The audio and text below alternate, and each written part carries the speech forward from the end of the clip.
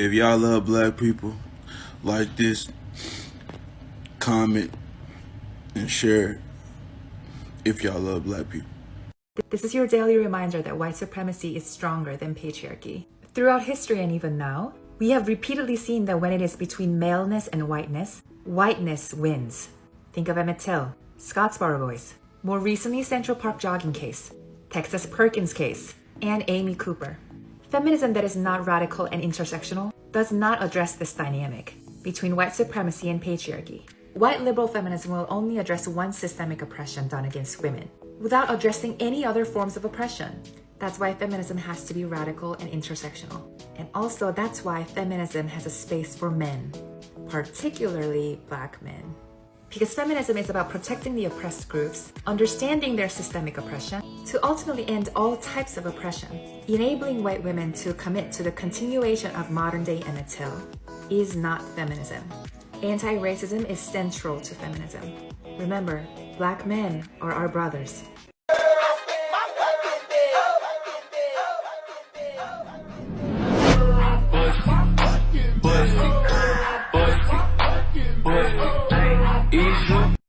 Here's what I eat in a day as a fat girl in eating disorder recovery. So as always, I started the day with a peppermint tea. I did add some honey, but I completely forgot to film, so please just forget that. I had a vanilla Greek yogurt and I added some granola to this. This is just the Aldi protein granola and it's the honey and seeds flavour. It's honestly the tastiest granola ever, so if you're on the market, get to know it. It's honestly delicious. And I just ate this while I was at work. And then just me sipping on my tea. For lunch I made a sweet chilli chicken wrap. So it was just chicken, sweet chilli sauce, lettuce, red onion and spinach. And then I also had a cheese string and what was left of this juice. It was probably like a little bit left in the bottle, but I finished that off. I then had a jelly later on as a snack, just a strawberry jelly. And for dinner I made shredded Chinese marinated chicken with cucumber and some vermicelli noodles, and then peach and passion fruit water. I haven't seen this talked about that much on here, so I kind of want to bring attention to it. So I've talked about the fetishization of Asian women and how non-Asian people can perpetuate that. And I've called out people before who have perpetuated it on social media. But I don't think people realize how actually harmful it is to Asian women. I think a good real-life example of this is the alt-right's obsession with Asian women. In a white supremacist society, the ideal woman is extremely submissive, docile, doesn't think for herself, and those are all common stereotypes about Asian women. That has made Asian women a target for alt-right men, and they are often abused by them, especially if they're an immigrant or their first language isn't English. I don't think a lot of people realize that perpetuating these stereotypes online results in real-life consequences for Asian women. So you want to give up diet culture, but you still want to lose weight. Let's talk about it. Hey, my name is Alex Joy, and I'm an anti-diet health and fitness coach. The first question you have to ask yourself and be really real about is, why do you want to lose the weight? Common reasons I hear are being able to move freely without pain, being able to feel confident,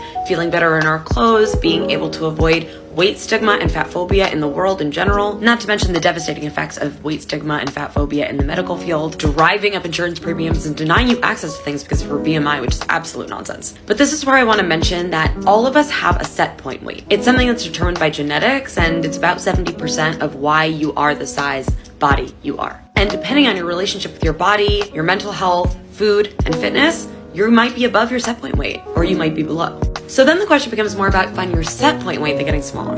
Give this a like if you want to learn more about your set point weight.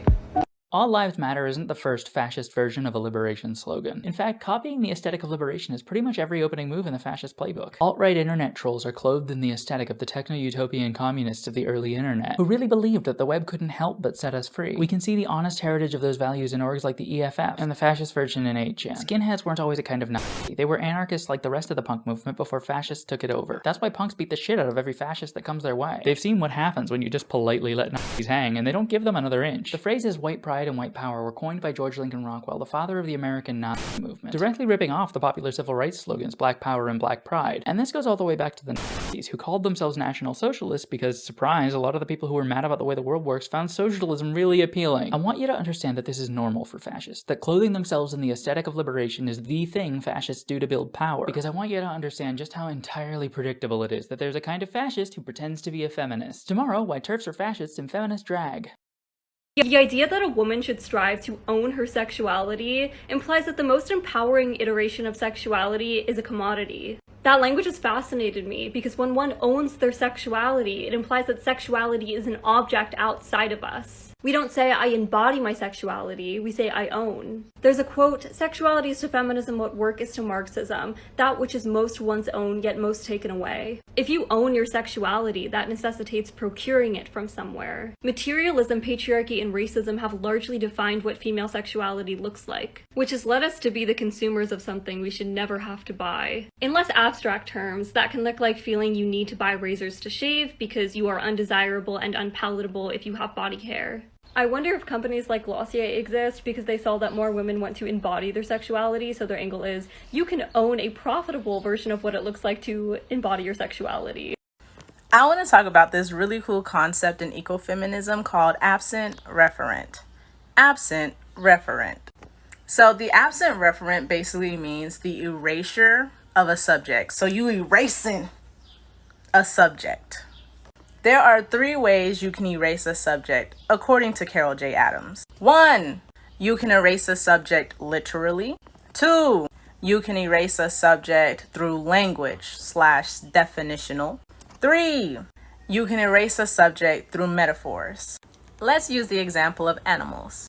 Literally, by killing it. With language, you call it something else. You don't say, oh, I'm going to eat a dead baby cow. You say, I'm going to eat some veal. And then metaphorically, through folklore, you use animals to express the experiences of people. This concept is also applied to women in race and ecofem. Hi. I woke up to a lot of negative comments this morning. So I've deleted them because this is a safe space, not just for me, but for other people coming to read in the comments. But I thought it was a good chance to chat about a couple of things and set some boundaries. So I don't want to hear about your diet. I've done the diets, like I've dieted since I was about 12. I'm now 30. I've done them. They don't work for me. All that happened was that I developed a really unhealthy relationship with food. I was not looking after myself and I became obsessed, and my body and my mental health really suffered as a result of that. I am healthier mentally and physically than I ever was dieting, restricting, counting things. I'm healthier now than I was then. I know that might be hard to believe for some people who have a view of health as like thin.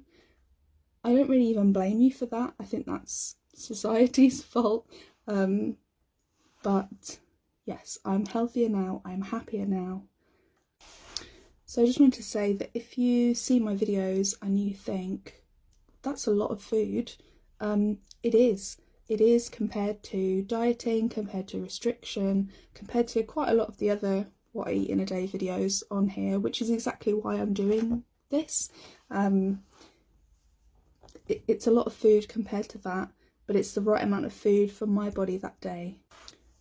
Every day is different, and every day I have a different amount of food and I eat different things each day depending on what I'm craving and the nutrition that I need that day. But there's no shame in eating.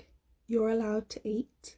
You're allowed to eat food that you enjoy. You're allowed to eat food that is delicious and tasty and nutritious. You don't have to have salad every day. You don't have to have vegetables with every meal. You're allowed to eat, you're allowed to have treats, you're allowed to enjoy your food. So, instead of skipping meals, which is what the comments made me want to do, I've made myself a nice breakfast. It's just out of the oven. I've got my coffee. And later I'm going to take myself out to get some bubble tea because I deserve the treat. And I hope that you treat yourself today too, and that you nourish yourself and enjoy what you're eating. Have a lovely day. We're going to talk about this right now. Before we do, I want to take a second to recognize my thin privilege. I occupy a relatively thin body, which is why I'm not here to tell you how you should feel about your body. I don't have your experience, I only have mine. All I'm suggesting is, can we show our bodies respect? Especially at a time where there could be a lot of discomfort going on. Body image work and healing our relationship with food is really, really hard stuff.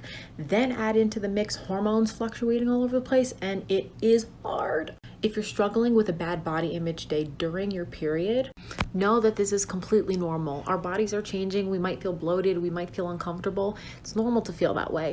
But again, can we at least show our bodies respect in these moments?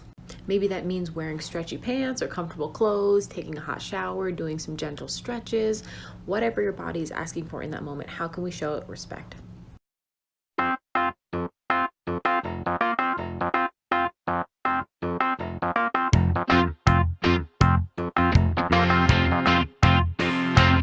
What I want.